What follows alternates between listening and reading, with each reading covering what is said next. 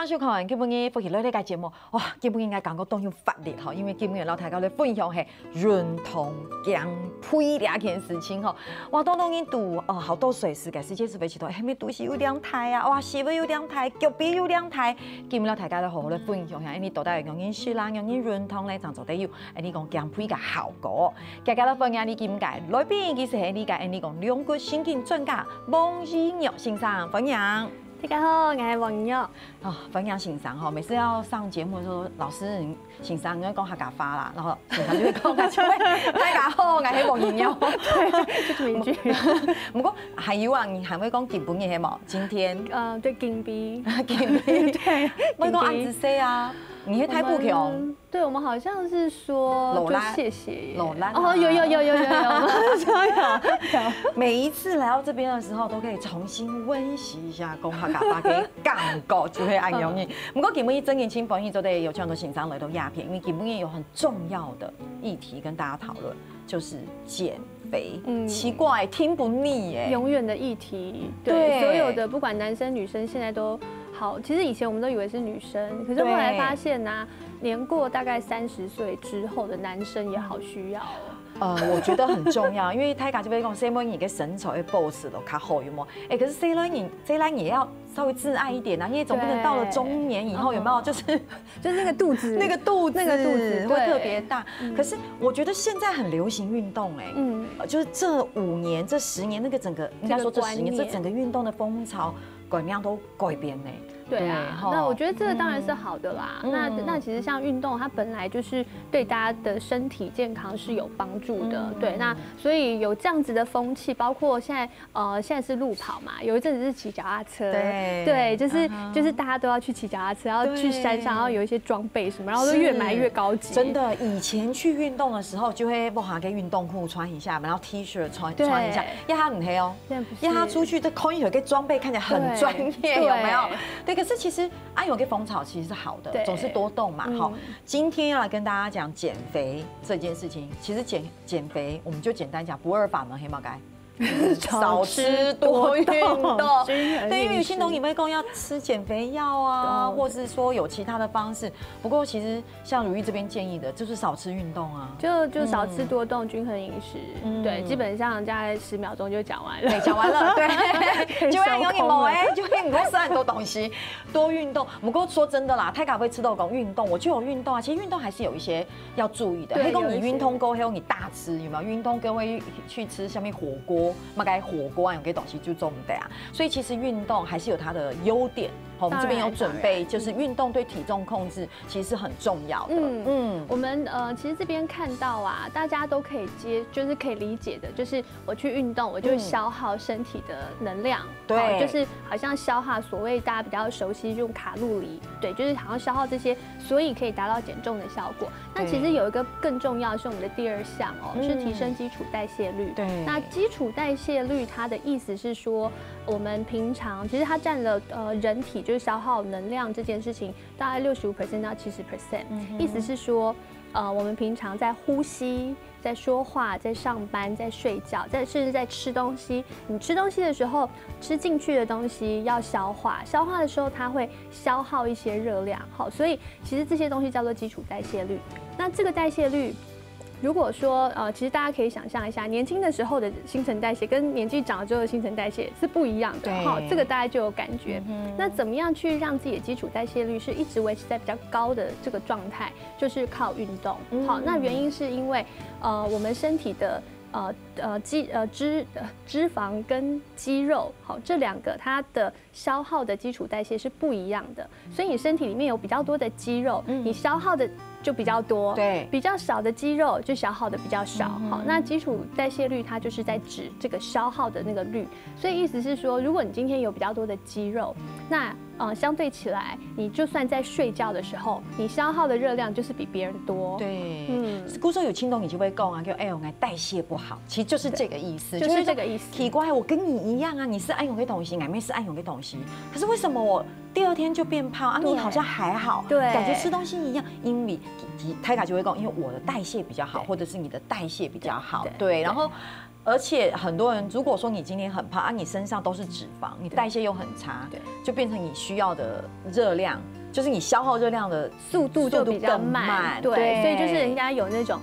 呼吸也会胖，喝水也会胖。对，我们指的就是你的基础代谢率太低了。对，所以你。等于你吃进一样的热量，但是你消化的速度就太慢。对，换句话说，这边讲到运动的优点，因为刚刚医师有讲到，比如说你是希望肌肉就会你身体给我们说肌肉嘛，不是脂肪。你说一捏很厚，那是脂肪，对不对？如果你捏的是肌肉，肌肉比较多的时候，你的代谢比较快，所以这边就是其实运动是可以减少肌肉流失，或是增加肌肉，增加肌肉量。那过去还有一个就是对于针对长辈有一个肌少症这样子的一个说法，就肌肉太少的一个病症。那肌少症它就是如果你没有运动基本上你身体的肌肉流失大概是从25岁就开始。对，那有一些如果你有在活动的人，有在运动的人会比较慢一点，但是基本上过了50岁之后，大概是1年3%的百分比一直在流失。所以当你没有在运动、没有在活动的时候，你的肌肉流失的就会很快。那我们讲一个例子，就是像有一些妈妈，比方说安胎或者是坐月子，她都是在床上就一直就卧床，卧床久了之后，她会觉得她刚下床是没有力气的，因为肌肉都流失掉了。对，那或者是有一些可能手术完的一些患者，他们因为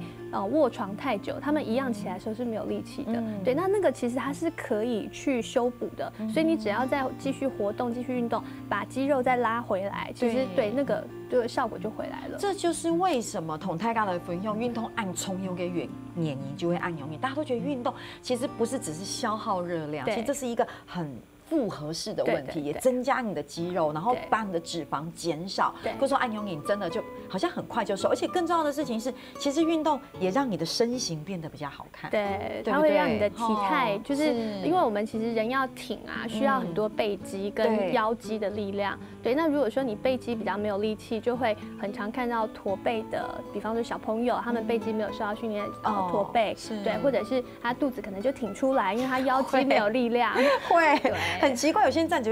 就肚子就挺出来，是这样子没有错。我好像有一点会这样子，所以要随时提醒自己。所以有时候人家说，你站的时候你稍微调整一下你的站姿，其实也会增加热量的消耗，也是有这个机会的。对，就像比方说我们站着的时候收小腹，或者走路的时候收小腹，对，那个时候其实你就是在练你的核心，没有错哈。不过跟我亚边泰卡就会抵啊。那到底运动，其实运动有顺序的，有步骤的哈。我讲个最简单，因为泰卡脱俗给时间，泰卡都记得嘛。个运动之前，先稍微讲嘛该来，我们要做暖身操。对不对？所以其实运动是有步骤，而且这步骤是很重要的。一开始一定要热身。对，热身啊，我们目前都一直在纠正大家一个观念，就是大家会听到说，好，我们要运动之前，我们要先暖身。对，可是大家都认知都是暖身操，所以就开始做伸展，可是其实这是不对的。应该是要让身体热，因为对你做伸展这件事情，它是会让你热没有错，可是它是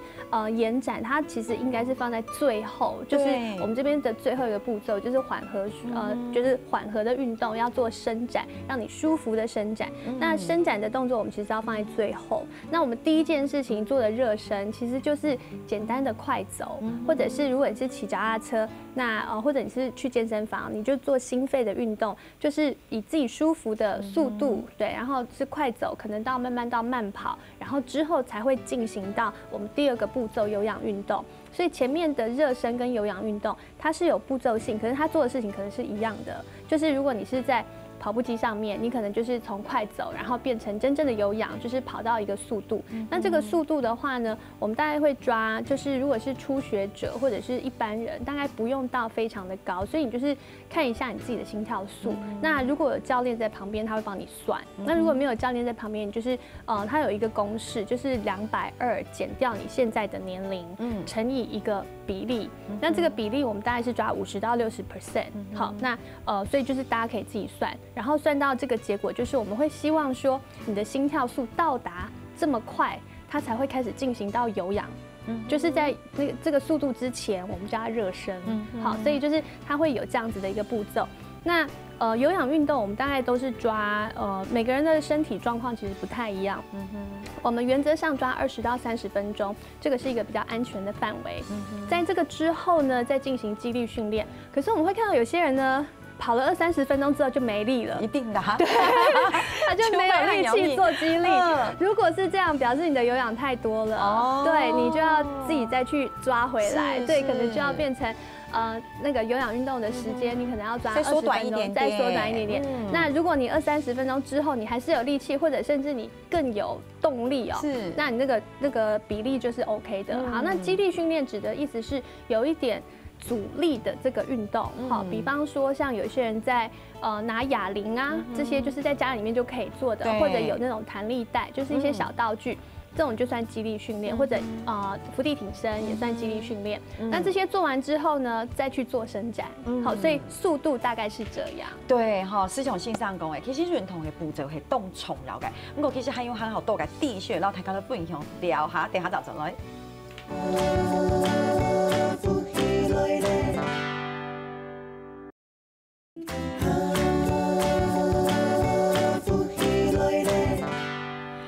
到放眼里绕墙都係汪星有線上那種節目地圖，讓大家都分享哈。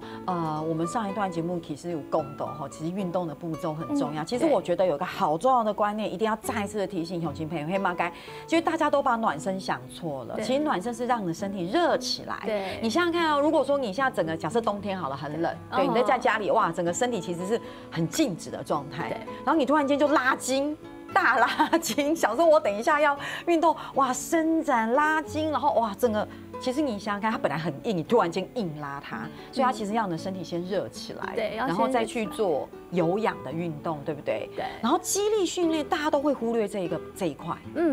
對，因為肌力訓練，因為大家都對於肌力訓練，它會有一個想象哦，就好像說我一定要拿很重的那種舉重的東西，或者怎麼樣才叫做肌力訓練，其實不盡然。我們很多只要是有阻力的運動，然後甚至會有一些很簡單的肌力訓練，就譬如說，如果是膝蓋不舒服的長輩，他可能只要把腳抬起來，然後把腳伸直，或者是對，也是一種，因為它是對抗地心引力的。對，所以我們肌力訓練，其實在做的時候要有一點點阻力，然後根據你的身體狀況去增加那個阻力的大小。是，對，那這些其實它就會可以讓你的肌肉慢慢的增加。對，所有的動作，所有的訓練，其實都要循序漸進。對，千萬不要說一個突然，因為太多人突然覺得說啊，夏天到了，趕快我要瘦下來。對，所以我平常都沒有運動，我就突然去慢跑，就是快跑，很激烈，30分鐘完你就昏倒了。對，因為有太多人會有這個狀況，所以還是建議大家說要有正確的步驟。對，然後我講我自己好了，我最嚴重的就是我都沒有緩和舒展，因為我懶惰。有時候會忘記，對，就是我跑完之後，哇，好累哦，哇，全身都是汗，然後也做了肌耐力啊，好想趕快回去躺着哦，然後我是趕快回去洗澡躺着。其實緩和真的很重要，可是因為那個，我覺得運動哈，公司才發同泰卡為夠，我覺得這真的需要一點點毅力，然後一點點耐心，然後恆心，真的是這樣。不過真嘅，你如果真的要減肥，你要訓練自己身體的狀態，增加肌肉，我覺得一定要這麼做哈。不過剛才有說到。喘啦，或者是時間，就大家就會，因為以前我們常常都講說，運動要有一個口訣，就是333上，這真的嗎？比如說一個禮拜3次，每一次30分鐘，對，然後心跳要130，對，它這個就是一個口訣，它就是一個方便大家記憶的方式，對，那方便大家記憶是因為我們一講333，好像大家就會記得說1週3次，然後對，那這個是主要的目的是方便記憶，那現在當然還有很多其他的口訣，那我覺得最重要的是我們實際上有沒有辦法做到，因為1週3次可能就已經有困難了，對很多上班族來說，會有一點點困難。對啊，那像或者是我們會說做一休一，就是用做一休一，因為運動如果是你是強度夠高的話，你運動完之後那天其實是要讓肌肉修復，肌肉修復的時候你就是休息，好，所以如果身體的機制就是你還沒有跟上來的時候，其實它是會產生更多的自由基，就是會讓身體其實是有更多負擔的。哦，對，所以我們會建議做一休一，做一休休一这样子的频率。那所以换算成1周，差不多就是1周3次。对，所以那个就是一个平均值。对，那心跳数130也是抓一个平均值，因为刚刚有提到，就是我们其实在更精准的去做运动的计算的时候，就是刚刚那个公式220减掉年龄乘以50%到60%，在这个区间里面你会进入有氧。那有一些他可能训练已经很久，50到60他已经没有感觉了，所以他就要增进到60到70%。对，所以它就是有一个那个循序渐进的一个公式在这边。可是有很多那种在准备要减肥的人，他会说有运动啊，不过运动已经2个礼拜了，刚刚都没有感觉，没有改善，看没用。这个会打击自信。对，所以其实也不是没有办法一下就看到这么急速的效果。我其实是要提醒大家这种急速效果通常不会看到，除非你是那种很激烈的手段，然后而且是通常是跟饮食有关，譬如说你突然不吃东西，你一定会瘦。好，那可是这些都不是我们鼓励的方式。那我们最好的状态当然是配合运动。好，那配合运动这件事情呢，通常其实我们运动完你会先变重，然后你才会变轻。如果你是单纯看体重机的话，你会就是很受伤。你千万不要昨天去做完运动，然后第2天早上一看说你看没有用。对，千万不要这样子。对，因为隔天如果说你在其实在这个过程里面，在运动完了之后的过程里面。大概后面的1天到2天，如果你是做有肌力训练这个部分的话，你会长一些肌肉，肌肉的重量是比较重的。对，所以如果你是长期的运动，你会发现你体重没有变少，反而变多，可是你的身形是瘦的，那表示就是对了。是，对，所以我们其实第一个会建议大家，如果说很怕自己就是受伤，运动了半天然后什么效果都没有，你可以先在运动之前去量你的体围。对，体围是第一个掉的，所以你可以量胸围、腰围、臀围，然后大腿围，然后手臂围，所以你会有个基准点。然后你去运动完了之后，就是你可能过了2个星期，然后你发现体重的部分没有改变，可是你去量体围，通常会有变化。是，对，那就比较有一点感觉，可以继续加油。就会其实你可以长肌肉了，对，然后其实身体就是那个塑形已经慢慢出来了，它是会出来有效果的。不过说真的，因为它跟用路石头很发达，所以我们有时候在网络上面会看到好多就是教你可以怎么塑形的动作啦，而且共识开发，因为现在大家很流行运动这件事情，所以好多姿势有时候说人鱼线你要做什么动作，对不对？然后哇瘦要瘦哪边，很流行一个动作就是大家想说教你其中一招很厉害，深蹲。泰卡就会讲，你只要深蹲，按照你的姿势，你很快，你身材就会改变。所以可是今天医师要带来另外一个动作，因为深蹲，你觉得？它不是我的第一个选项，对。那深蹲这件事情，因为后来大家太广泛，那我觉得好处是大家都知道说。蹲对屁股是好的，就是等于你会塑形雕塑到你的臀部。我还真的没有深蹲的练习过，有啦，有，就会跪笑给死结奔行堂罚站的时候，罚半蹲，可是那可能没有到深蹲，所以老师说去半蹲，可能那个时候有蹲过。对，深蹲我通常老实说我没有那么建议，是因为一个是大家姿势会不标准，然后到最后你其实用的力气都不对，然后你要做到很标准，你要。其实要旁边的人一直去帮你修正。那如果我们是要大家身边没有教练或没有很精准的人可以协助你的话，我们其实应该可以先从更简单的方式，然后去慢慢做练习。这样对，比如说弓箭步，对不对？今天会帮我们示范一个弓箭步。对，我们要做的其实动作不难，只要在家里面有一个小小的空间哈，其实哪里都可以做啊，房间、客厅或者上班对，那我们就跨一个小弓箭，不用到这么大。就是小弓箭，那小弓箭步，然后现在注意的就是我们2只脚是同一个方向，脚不要去往前往，就是往内往外，就是脚尖跟2只脚尖要同个方向，它是平行的。对，然后我们做的时候呢，膝盖尽量不要锁死，锁死的意思是说你整个打直。好，我们要做的时候是稍微微弯的，前后脚都是一样。接着呢，前脚往前弯，尽量不要超过指尖，后面往下。哇，这很重要哎，就是你膝盖不能超过，尽量不要，偶尔超一点点没关系，因为表示因为我们这边力气不够的时候，难免会歪。OK， 但是你这是另外一个基准点，就是你尽量去观察你的膝盖不会超过指尖，往前弯了之后，下面这条腿。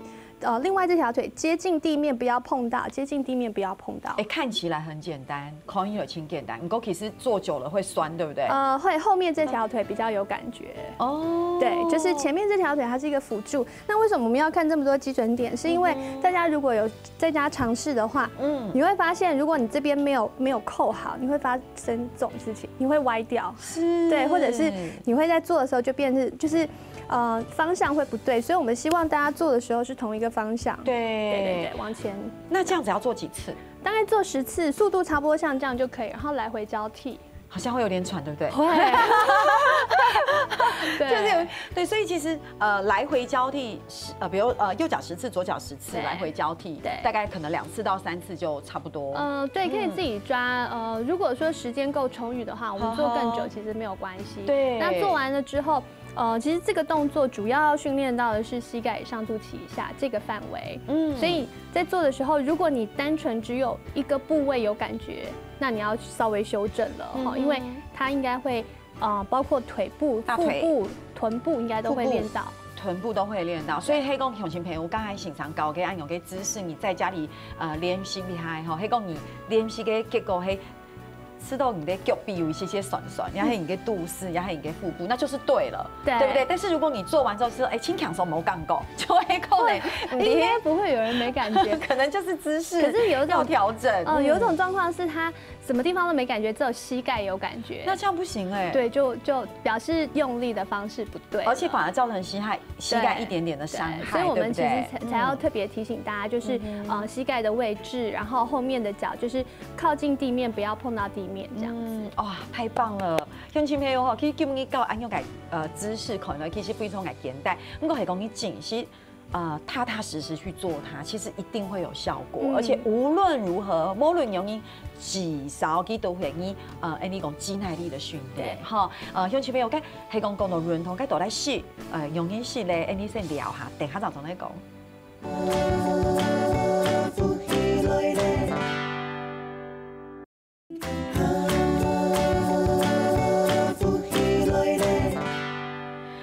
传统风行有欣赏那种节目地图，我觉得弓箭步实在太棒了，因为我觉得牛音狗呢在哪里都可以做，对，而且如果你开心的话，你每天都可以做，哎，对啊，或是随时想到都可以做，没有工具的限制，没有场地的限制，所以我很建议大家就是其实想到就做，对，然后或者是比方说刚刚进广告的时候，你就可以起来做，对，广告时间就做，对，广告时间就可以做，而且你就可以很清楚的知道说，哎，你就是做这么多，然后接下来像现在继续看的时候，你就可以坐下来，没关系，休息一下。黑某就会以压他昆天师给时间，以压他走，然后一边做，你要不要？你就是你做弓箭步这样，然后一边听我们继续讲说我们接下来还可以练习什么。不过说到这边，其实讲真的，我们除了做刚刚那个动作，哎，我真的花蛮多时间跟次数去做仰卧起坐，想说 Samo 你就会吃到肚子有些小腹的那种肉，不过都会觉得其实做仰卧起坐的效果没有很好。大家最熟悉的运动就2个，一个仰卧起坐，一个伏地挺身。对，然后女生几乎不会做伏地挺身，因为实在是太累了，所以就做仰卧起坐。好，那仰卧起坐呢，它不是没有效，可是它是某一些人比较有效，某一些人没有效。哦，好，那我们先说仰卧起坐这件事情呢，它在过去，尤其在比较早一点的时候，大家的观念都是我的腿要是直的，对，我的身体要整个坐起来，对，然后手要靠在后面，对，那这些姿势。它是比较早以前的一个说法，那后来大家一直去改良哦，那改良到后来变成膝盖弯曲，然后你起来也不用到整个起来，对，大概45度角就可以了，对，那它的确好了一些，但是我们还是会看到很多人做仰卧起坐完全没有效果，可是脖子很酸。对，就是从头到尾都是脖子在用力，因为起不来，因为台港你看嘛，黑公你做仰卧起坐速按有你嘛，因为你要轰有，你觉得很吃力，可是又想说赶快嘎油，然后就用脖子起来，对，有没有脖子起来？结果这边没有影响，就是这边还拉到，就是这边好危险哦，很有感觉，整个脖子都是酸的，是，对，那我们。其实会回到说，为什么要做仰卧起坐？是因为想要瘦小腹。对。那小腹，如果我们在更细分的时候，它有分上腹跟下腹。我们所谓下腹是指肚脐以下，上腹是指肚脐以上。好，那我们这个仰卧起坐的时候，其实训练到的是上腹，但是多数的女性通常会脂肪堆积的地方在下腹。对，所以等于我们希望瘦的下腹，在仰卧起坐这个过程当中，它其实用到的不多。对，那。也以至于造成你会觉得，怎么效果没有出来？没有，然后做了半天，而且还很累，很累。对，所以其实睁眼瞳太该注意，因为刚刚显常讲，比如你的脚弯曲啊，是后来，因为那样也比较不会伤到你的身体或者是骨头或是什么。我们之前有一个新闻，他就说有人就是做仰卧起坐，然后没有做好，结果呢？整个就是受伤，应该是脑溢血吧？就是因为他有很多状况是他的呼吸技巧没有控制好，然后他身体脚是锁死的，就脚是打直的。对，所以我们其实希望大家，如果真的还是很喜欢这个动作，然后也希望能够训练到你的上腹，你在做的时候呢，就是躺着的时候膝盖是弯曲的，因为膝盖不锁死的时候，身体的压力会不会瞬间那么大。好，那膝盖不锁死，膝盖微弯，然后它的角度就是让你的脚能够平放在地面上，然后在起来的时候呢，不需要整个坐起来，对你只要肩胛骨的地方离开地面，其实就可以了。那手的部分呢，尽量让手它是放松的，所以你可以试图让指尖碰到你的膝盖，对，用这样子的方式，相对起来它没有那么激烈。那你可以。可能甚至有些人他可以一次做个100下，对，然后记得在做的时候，起来的时候吐气，下去的时候就是松掉。好，起来的时候吐气，下去的时候吸气。那你可以不要那么速度就是缓慢，所以重点就是不要憋气，然后呼吸要匀称，就是不要有太。如果你已经发现自己有点喘了，好，你其实可以再把速度放慢。对，就是有蛮多的这些细节大家要注意。对，所以其实运动也没有想的这么简单，有时候。不过讲到鸦片，大家就会摸呐。还会运动之前，因为说真的，我们说一般家庭主妇不一样，但是像上班族，有时候上班上到6点，然后可能是晚上7点的课，或是7点半要去运动的时间，大家就会讲，到底要不要吃东西？而且你知道晚餐那到底要吃多少？还是说只是吃一点点垫垫肚子？可是其实又没有很饱。所以其实运动前。是不是一定要吃东西？我们建议运动不要空腹运动。对，然后运动的时候，你知道你今天要去做瑜伽，或者今天要去跑步等等，你这样肚子是有一点点东西的，好，所以如果你是饥饿的状态，就不要去运动，好，或者你要补一些东西，简单的小东西就好了，比方说一个包子，或者是一个什么样的，就是面包啊，或者是淀粉类，或者比较健康的人，也许就是蒸一个地瓜或什么的，对，那这些是让你的就是你的胃不是空的。那为什么我们怕空腹的时候去运动？最主要是跟血糖有关。好，我们怕血糖太低，血糖太低的时候真的是会晕倒哦。所以我们真的也有看过，就是有人非常认真，因为减肥就是减到一个比较剧烈的状态，所以他空腹，他就节食，然后又要去跑步，所以他其实是一个很伤身的事情。对，那空腹去跑步，然后整个血糖太低就晕倒了，然后或者是会会头晕，对，那严重的时候会吐。对，就是它其实有很多的可能性，所以我们不建议空腹运动，它是一个有点危险的事。对，那还有一个就听懂你们讲，因为要急速的减重嘛，大家就会吃到讲，你运动过后要不要吃东西？有些人会说，我今天要忍住，我现在好不容易才跑了5公里，有没有消耗才300卡？所以我会匀呢，中的吃东西，然后反正赶快去睡觉，听你就天公哎，对，错的。但是也有一种说法，就是说哦不行哦，你一定要在运动过后有个1点钟之内吃东西。我觉得说法真的很多，也有那一种讲啊，黑公你运动过后你吃乜嘢东西看不会屁，对，或者是你听说会吃乜嘢，对，或是补充所谓的高蛋白的东西，按有你。运动之后啊，我听过的这个真的是百百种，什么喝绿茶啊，吃香蕉啊，各式各样。但是我建议大家，就是其实你要倾听身体的声音嘛，对，你的身体需要什么，你就给他什么。对，那我觉得自己在运动完或者在任何时候，你会特别想要什么东西，可能都会跟你身体的需求有关哈。所以当然不要到大吃大喝，可是如果说你运动完，有些人运动完是想吃东西，有些人运动完是不想吃东西，对，然后就跟其实压力是一样，有些人压力大的时候是一直吃，有些人压力大的时候是不想吃，对，所以运动完之后，我不会特别建议大家一定要吃什么或者一定不要吃什么，可是它相对起来，它就是有一个掌握一个重点，就是你要均衡，对，就是可能不要去暴饮暴食某一种单一特别的食物，譬如说你这个时候在吃苹果餐，然后你只能吃苹果，然后你跑了5公里之后，你也只能吃1颗苹果，这个真的很心酸。对呀，我们不鼓励这种那么悲伤的故事。对，就是要均衡。我的感觉，黑暗勇你就会其实太搞会凶的，黑公你真的得减重减肥的时候，其实还是要开心。对，你如果真的有好好的运动，然后你吃东西就是比较均衡，不要暴饮不要暴食，其实你的体重会慢慢瘦下来，然后你也不会觉得好痛苦，因为真给共识才把是黑。可以按快乐的事情，我觉得吃是一件好美好的事情。你想想看，哇，等一下要吃一个自己好喜欢的东西，想到心情都很好。不过你想想看，等一下还只可以吃半颗苹果，觉得好不开心。对，可是都也没顾虑说，我现在运动过后有没有？我现在要去吃炸鸡1桶。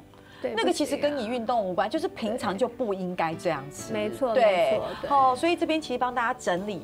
简单的这个运动饮食须知是一个概念，一个概念。其实我们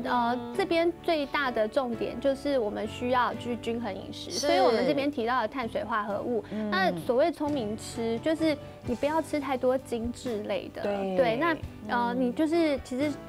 碳水化合物跟蛋白质都需要，你身体是都需要的，所以你就是蛋白质，光是蛋白质，你可以选择炸鸡，或者是你可以选择就是蛋。对，或者是你可以选择就是牛排，那它有很多种类。那其实我们会希望说大家吃的是优质蛋白质。那优质蛋白质如果真的就是很认真的在希望能够自己摄取的是比较好的，那你可以用烤鲑鱼的方式，对，它就是热量比较低，然后营养价值又高，所以它就是你可以去有很多不同的选择，但是重点就是它必须是均衡的，然后不要突然暴饮暴食这样子。对，因为说真的，因为这边讲到控制热量嘛，比如说，其实我们现在是说就减肥减重来说，比如说要你运动完，比如说好开心哦，结果你一吃一个大披萨，有没有？对啊。其实按用捏量就某控制那就是当然你说我怎么都没有瘦，当然不会吹滑落呀，真给黑暗用你，所以这是一个运动饮食须知。我觉得其实。就像欣赏讲按勇跟议题跟主题，每天讲都讲不腻，然后每天都好喜欢听。可是我发现按从给时间下来，不管哪些看书呀或看天都给资料，还谈欣赏讲，哪个心情可以按勇你真紧，就是多运动，然后吃的均衡。对，然后你不要说按不呀吃腻掉，烘水吃麦青，哇一大碗面，那当然你吃饱又去睡，按勇东西也会疲哈。不知道希望乡亲朋友给不给真紧收获很多哈，谢谢。好。3年下来，前续有在做运动了哦。